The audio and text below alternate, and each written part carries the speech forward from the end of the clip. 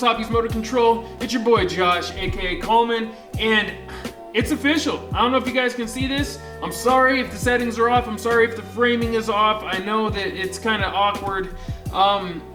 This is a new area. This is a new workbench. This is a new location. This is a new shop. This is new stuff. So I'm sorry it's echoey and all that. I moved into the new studio. For those of you that don't watch Scale Wars, I mentioned it on there already, but I will be doing a room tour. I will be going through everything and showing you guys my whole setup, my whole entire thing here. But for now, this is the first episode of Holmes Hobbies Motor Control. Actually, first episode of anything on the new workbench. So I'm super stoked, super excited.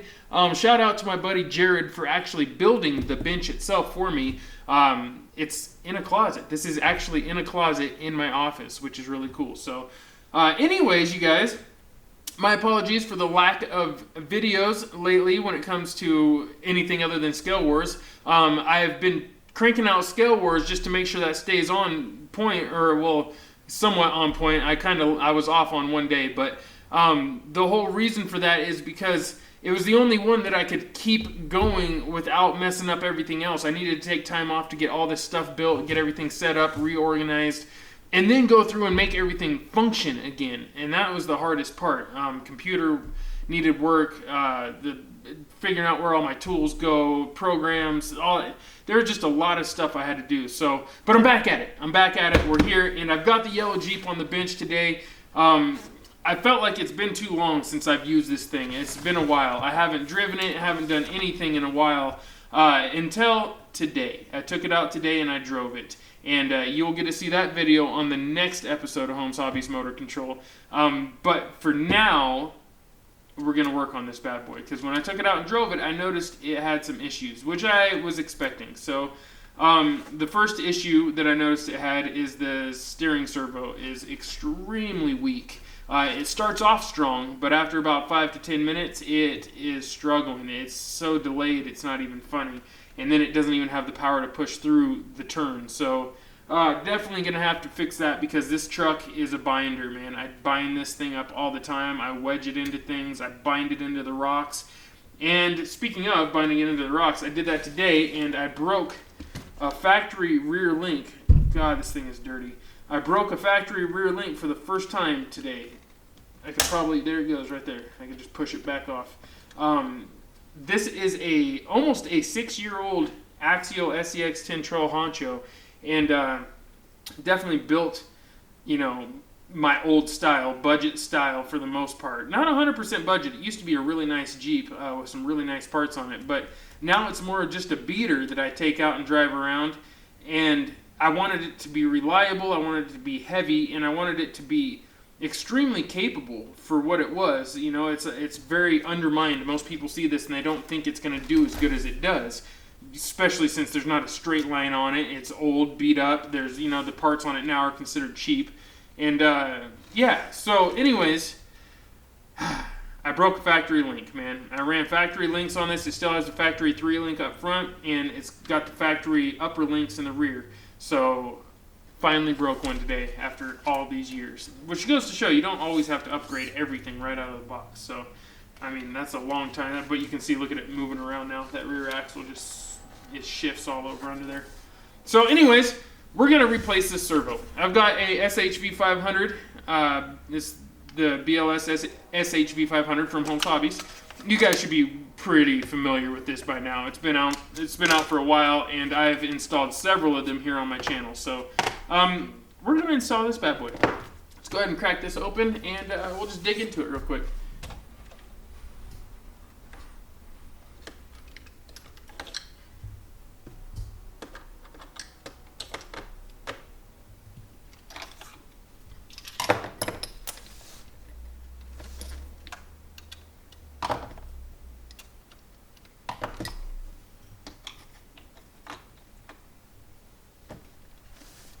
So I've got 3 screws on each side. The cage is all broken. The welds are broken. There's all kinds of stuff stripped out. But these 3 screws still seem to keep this thing in check. So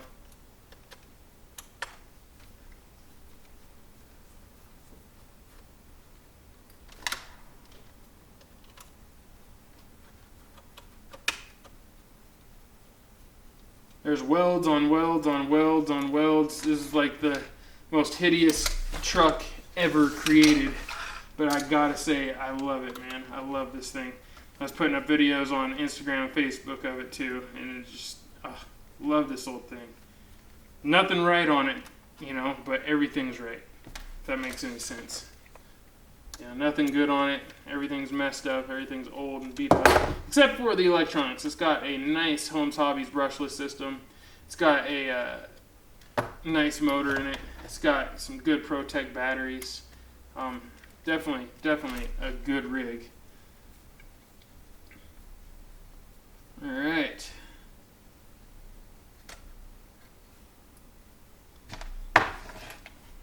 Now, all I got to do is lift the front out, and the batteries are going to fall out. I kind of want the batteries to stay with it. The whole body, everything just lifts right off. Well, I guess I can just pull the batteries out. I've got an old Venom and a new ProTech, so slowly switching everything over to ProTech. And there we have it. It's hideous underneath. This thing's had a fire in it. It's had all kinds of plastic dips sprayed in it, and glue, and just melted rubber and stuff, and it's a beast, man. This thing, I am just as surprised as anybody else that this thing still runs, and even more surprised that it does work. Like, it actually does a good job. Alright, so first things first, we just got to unplug this ESC here. I mean the servo. Oh, I was looking at the ESC when I said that. Get these 4 screws out. Now this is an old ATTRIBUTION servo. I got this back in the day. I want to say it's probably a couple years old now. So I'm surprised it still works. I just pulled the ESC out. Nice.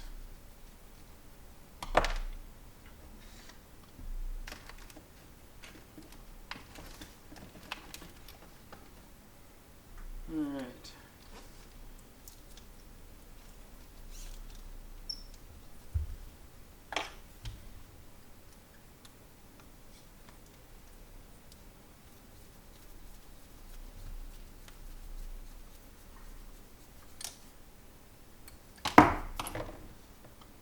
Alright, servo horn is out. And there we have it. Look at it, it's got pieces of plastic still. Alright, so here it is. This is an old, this isn't a bad servo, honestly. This is an old, what is this? CYS, is that a S9130? There we go. Let me get this thing out of here. An old CYS S9130. That is, it's from ATTRIBUTION, man, and it did an okay job, man. It held up for a while. I plastic dipped it though because it's not waterproof, and obviously it didn't hold up very well. Alright, get that shit out of here. Let's install this one. Much nicer servo.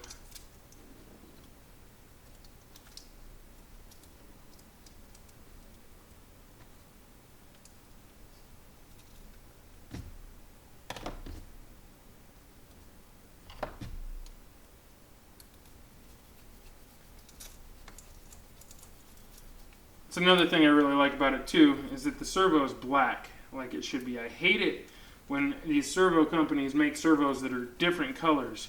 I don't want a blue servo. I don't want a red servo. I don't want a big shiny silver chrome servo. I want a black servo. Just all black, simple, clean servo. That's it. Maybe even a raw metal servo. Just don't do anything to it. Just leave it raw, brushed aluminum or something. Who knows?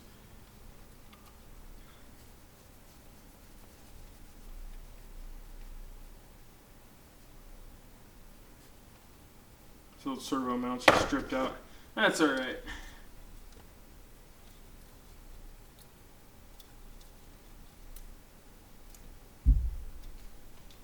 Alright, so for those of you that are new to this and aren't familiar with these, I'll go over it again real quick. Basically, the BLS SHV500 servo is a 12-volt servo that runs directly off the power from the battery. So you just basically tee it in with your ESC power wire, you know, right here. Just your Dean's plugs, whatever. Just tee it in with that, and you're good to go. That's where you get your power. And then as far as signal, you still have to plug your signal into your receiver to get your signal. But it's pretty straightforward, pretty simple. I've got plenty of videos already going over that. As far as the specs and stuff go, we're talking at 11.1 volts, 450 ounce inches. At 11.1 volts, we're talking about 0.1 millisecond for speed. Stall torque is 520 ounces at 14 volts. So yeah, 520 ounce inches at 14 volts is crazy. Now, I only used this on 3S, so 450, but this thing's a beast, man. This thing is a beast. Alright, so first things first, let's just plug that back in. So we're going to hook up our signal wire first. Go ahead and just slip it in there. I've got a real tight fit here, so it's going to be a little tricky, but there we go. That plugged in like that. And now what we need to do is solder this into this. Alright, this is going to be a little tricky. I'll be back with you guys in just a second for this one. Alright, so got some solder. I've got a soldering iron that I'm going to grab, and I've got some heat shrink. And what I'm going to do is I'm literally just going to basically cut this off or desolder this right here at the Dean's. And then I'll connect that in, throw some fresh heat shrink on it, and solder it right back up.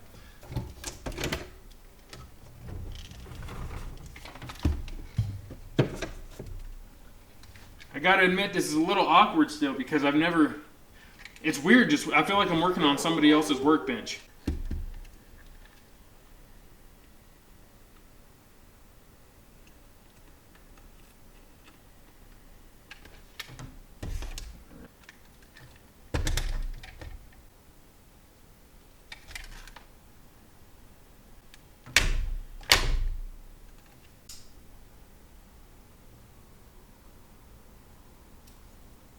Alright.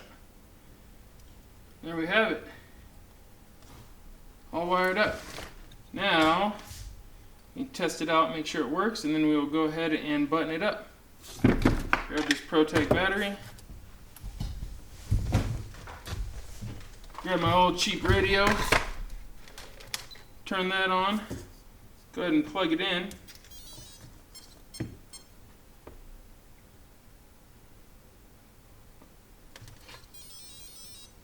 Alright, we've got action. I don't know if you guys can see that, but it is working. However, it's turning the wrong way. So I'll have to reverse the direction, and I can go ahead and, while I have it on, get the wheels lined up.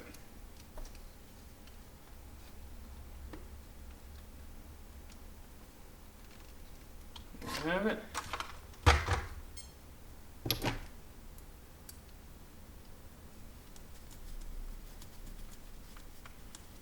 Throw that back in there, and we should have steering now, but it'll be in the wrong direction. Oh no, it's in the right direction. Okay, I guess I lied. Holy cow, that is crazy. Alright, now I'm not going to put this back together. I'm probably actually going to go ahead and call it there, because I still need to work on some other stuff on here for a Camping with Coleman episode, so yeah, guys, still need to just work on some other things. I need to fix the rear link and just clean it up and stuff. So anyways, you guys, thank you very much for tuning in. I know it looks like a mess, but here pretty soon you'll see this thing in action. These servos are amazing. So yeah, hope you enjoyed that. I'm gonna get up out of here. You know what it is, fam. Piece of chick grease. Yeah.